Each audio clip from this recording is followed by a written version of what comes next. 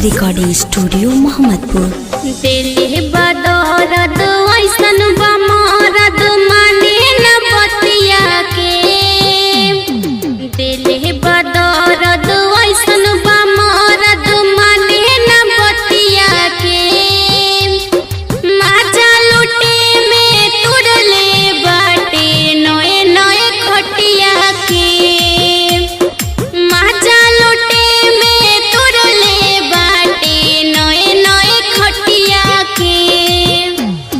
माजा लुटे में तुरले बाटे नए नए खटिया के। बेचैन भइनी बड़ी समझाइनी मनले ना हमर बतिया के। जोर जबरदस्ती कइले उ मस्ती लोर रुके ना अखिया के, लोर रुके ना अखिया के। बेचैन भइनी बड़ी समझाइनी मनले ना हमर बतिया के। जोर जबरदस्ती कइले उ मस्ती लोर रुके ना अखिया के। थर थर कांपे देहिया हमार उतार दिले नथिया के। थर थर कांपे देहिया हमार उतार दिले नथिया के। माजा लुटे में तुरले बाटे नए नए खटिया के। माजा लुटे में तुरले बाटे नए नए खटिया के। माजा लुटे में तुरले बाटे नए नए खटिया के। लागेला थामे बात नहीं माने, खोजेला हमके अनहरिया में। ओढ़ी के चादर करेला गादर, दर्द देवेला कमरिया में, दर्द देवेला कमरिया में।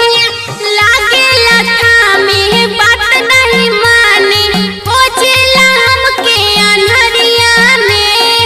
ओढ़ी के चादर करेला गादर, दर्द देवेला कमरिया में। सोहत बना के डीजे कमलेश संगे रहे दीपेशवारे। सोहत बना के डीजे कमलेश संगे रहे दीपेशवारे।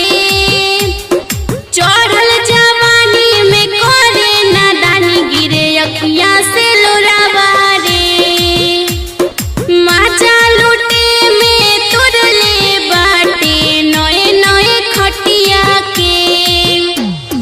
दिल बदौलत ऐसन बमरद माने न बतिया के, दिल बदौलत ऐसन बमरद माने न बतिया के।